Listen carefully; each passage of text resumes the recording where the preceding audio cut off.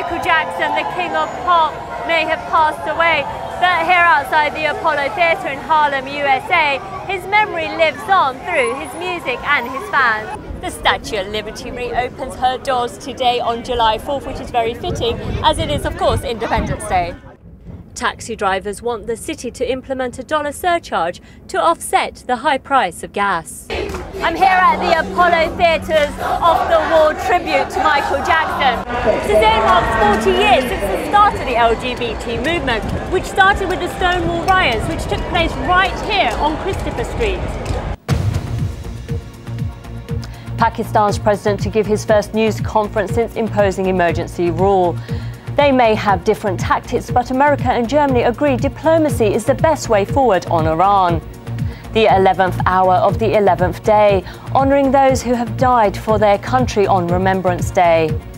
This is BBC World. Welcome from me, Bea Hundal. Also in this programme, disciplined by the King of Spain, why Juan Carlos lost his patience with the Venezuelan president.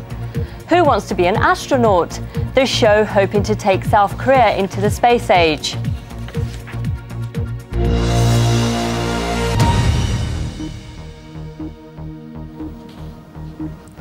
The German Chancellor Angela Merkel has ended talks with President Bush about how to tackle Iran's nuclear program, saying that the main pressure against Tehran should come from the United Nations.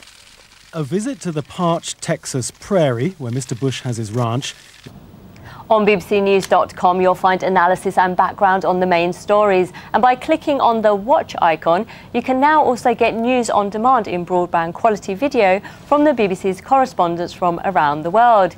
You can see a 1-minute world news summary as well as the latest on our top story. You can also share your views on the issues of the day by clicking on Have Your Say link. All that and more on bbcnews.com.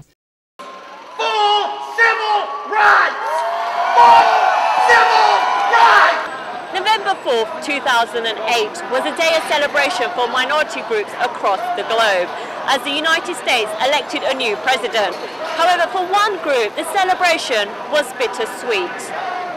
We are not going to rest until every citizen in every state in our country has the right to stand up and say, this is the man or woman that I love. We want to express that love in the form of marriage, and we are not going to let anyone take that away from us. No more Mr. Nice Guy. Proposition 8, a California state ballot proposition, amended the state constitution to restrict marriage as a union between a man and a woman.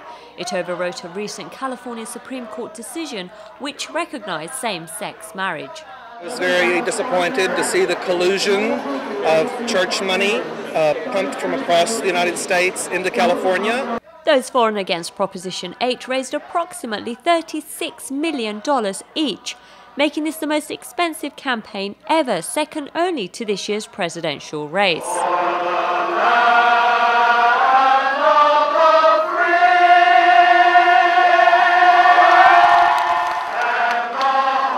It is estimated 1 million people are rallying against Proposition 8 across the country. I'm Bea Hundal in New York City.